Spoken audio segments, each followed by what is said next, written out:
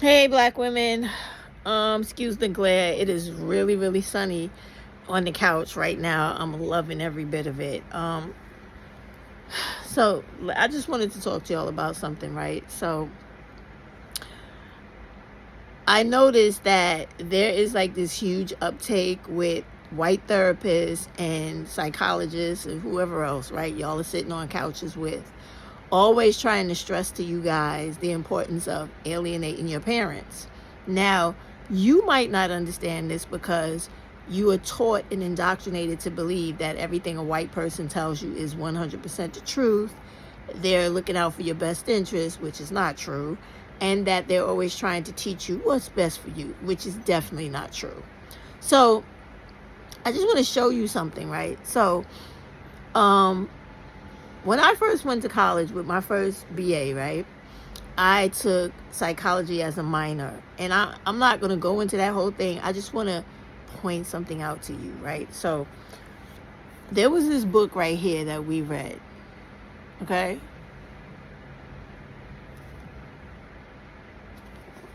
This is The New People Making by Virginia Satir, right? Now, in this book, the reason we use this in many other books. The reason I pointed out this book is because in this book, it specifically talks about, and this is a white book for white people, right? So it specifically talks about communication, different forms and ways and paths of communication to build bridges between the old and the new. Old way of thinking, new way of thinking, old behavior, new behavior, old people, young people. So I just wanted to let you see that when I was taught different things about psychology, it was always about, the fundamental purpose of it was to teach you coping skills and new ways of dealing with difficulty and accepting things that you didn't understand. It was never about putting up brick walls and isolating yourself and alienating yourself from learning, thinking, and growing. That's the most important part. Okay. In addition to the white people's books, I took it upon myself to read other books, like White Fragility.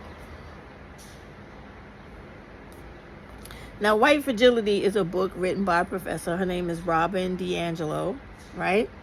And the foreword of this book is done by Michael Eric Dyson.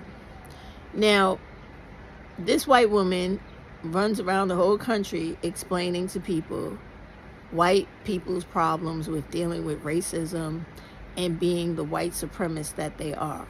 Very good read, okay? She also talks about the need for communication, understanding, accepting of other people's ethnocentricity, and just the fact that our differences make us that much greater, not that much more different. You understand?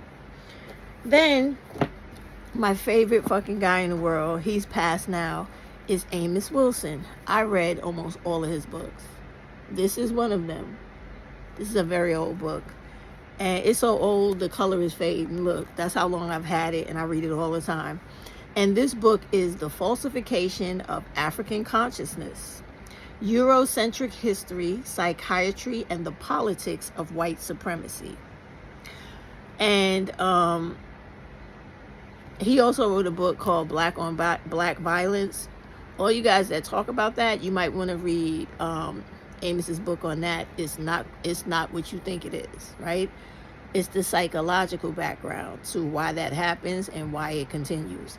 Anyway, in this book, he talks about a lot of the racism in psychiatry and why white therapists would tell you some shit like, oh, your mother is a narcissist, she's toxic, very toxic, you should alienate from her.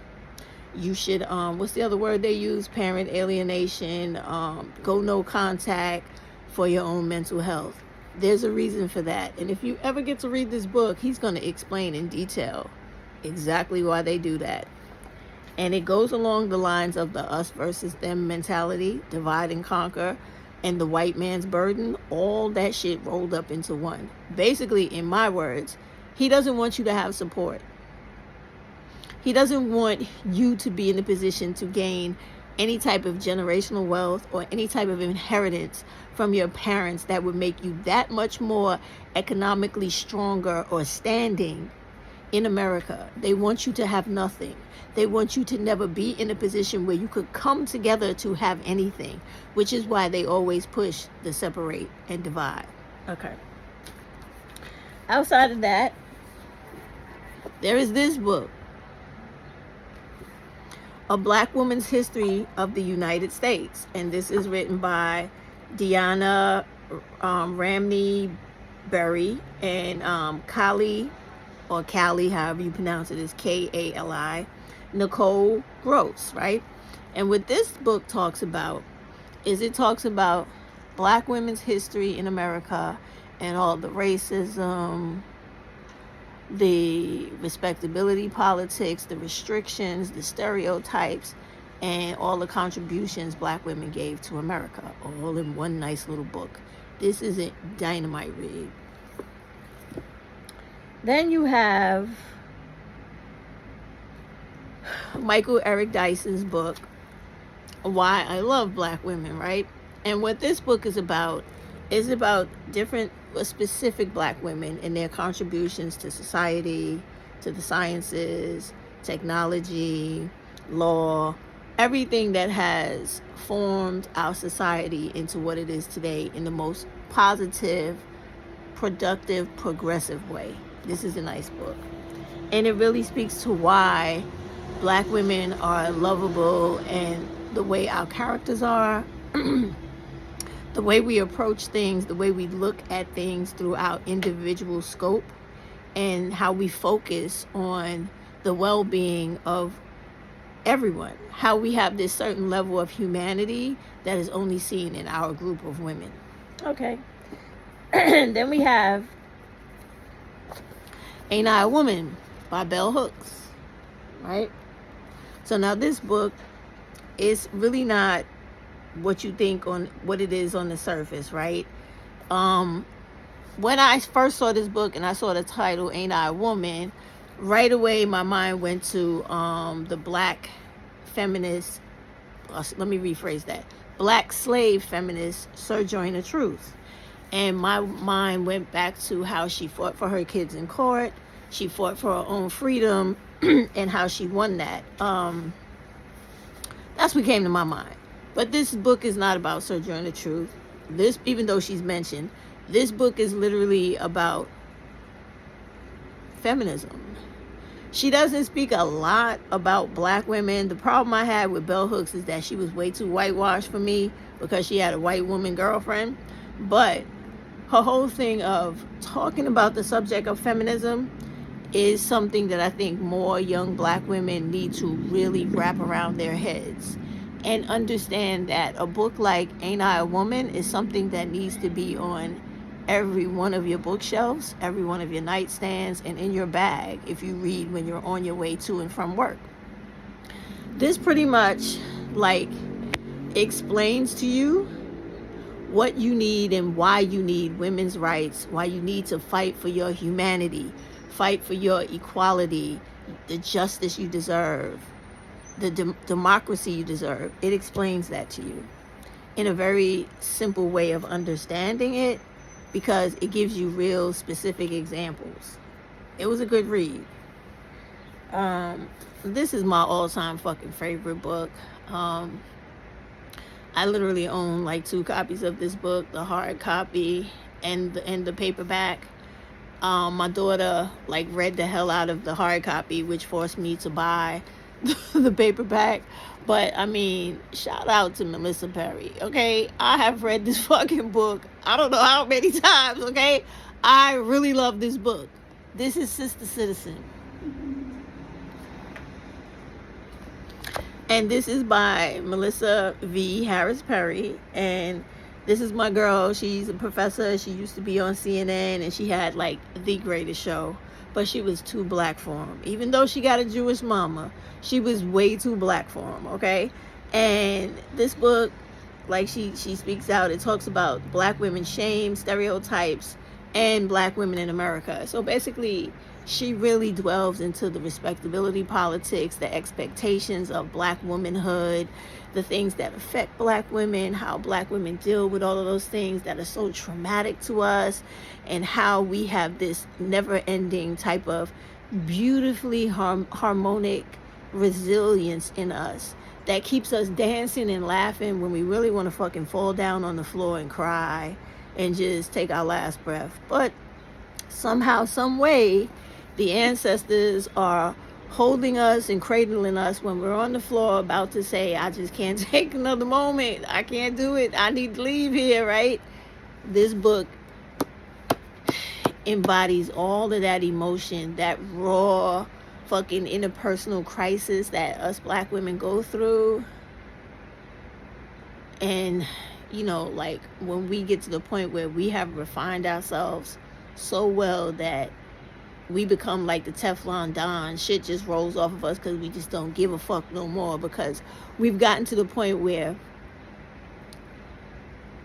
we've reached a level of self-efficacy where we understand our shortcomings, our greatest potential, and the fact that that shit is going to spin in a cycle that allows us to never stop. Never stop, right? Yeah, I love this book. When I tell you I love this book, sometimes when I don't even have anything to do and I'm just sitting on my couch and I have a bunch of free time because I've done everything, right? It speaks about that in here too. I'll pick up this book and I just read it again. A favorite chapter of mine, I just read it over and over again, because every time you revisit something, you'll learn something or see something you didn't see the last time. So everything that Melissa was trying to tell me in this book, I want to hear it again and again and again. I love this book. And you would love it too if you read it one time.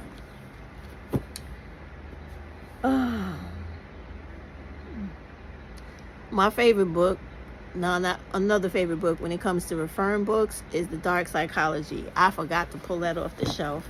Let me go get that to show y'all. Just give me 1 second.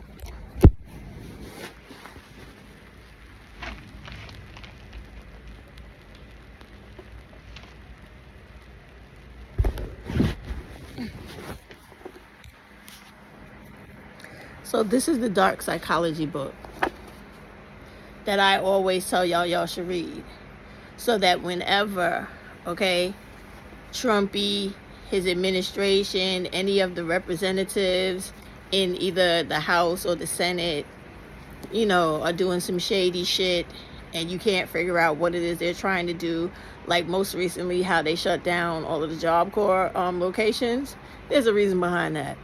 But when you read Dark Psychology and Manipulation by William Cooper, he goes into talking about the 40 covert emotional manipulation tactics, mind control and brainwashing, and how to analyze people, NLP, secret, and science and persuasion to influence anyone. Now, I don't know what the NLP stands for, but I know that when you read this book, let me go to it.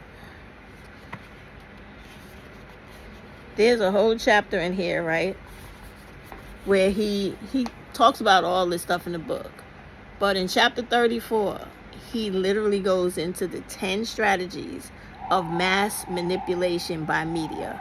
And I'm going to just read a few of them to y'all. I don't know if I could do it with my glasses, without my glasses, but I'm going to try, right? So the first one would be the strategy of distraction. And then it is the gradual strategy, the create problems, and offer solutions. Y'all know I didn't realize I had my glasses on my forehead, so I just touched my face, right? Crazy. The strategy of deferring, the strategy of treating people like children, the strategy of taking advantage of the emotional aspect, the strategy of keeping the public ignorant, the strategy of making the public complacent, strategy of reinforcing self-blame, the strategy of knowing people better than they know themselves, Let me just read what they have to say about that, because when I first saw that, I was like, what? Don't nobody know me better than me. But let me show you what they mean by that. All right? So that's strategy 10. They say, knowing people better than they know themselves. Over the past 60 years, rapid advances in science have generated a growing gap between the knowledge of individuals and that possessed and used by dominant lobbies. Thanks to neuroscience and applied psychology, y'all hearing me? Thanks to neuroscience and applied psychology, the system has managed to know the individual better than he knows himself. This means that the system exercises are more in control over people than the individual themselves.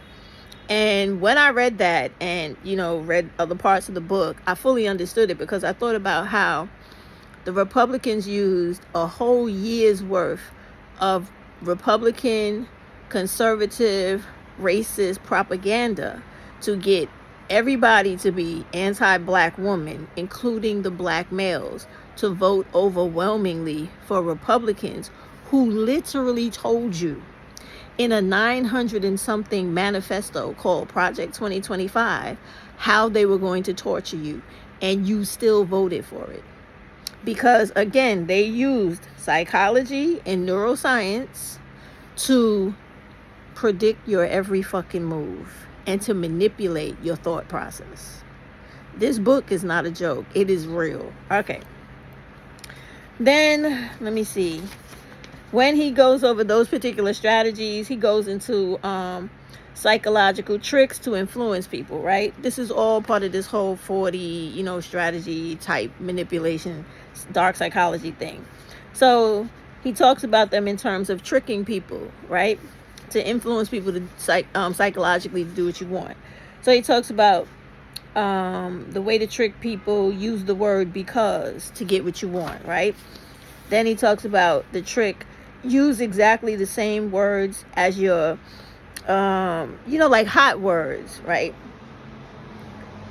So the word he uses here is your interlocutor, and basically it means hot words. So it means pay attention to the words that are used in his or her communication, in particular the words he or she uses most frequently. If you also use exactly those words, you will create a feeling of total affinity and the closeness in your interaction, which will lead him or her to perceive you as a nice person. Now, we often see that with many of the douchebags on TikTok, especially these red pill dudes, when they come on and they pretend like they're so intellectual and kind when they're not.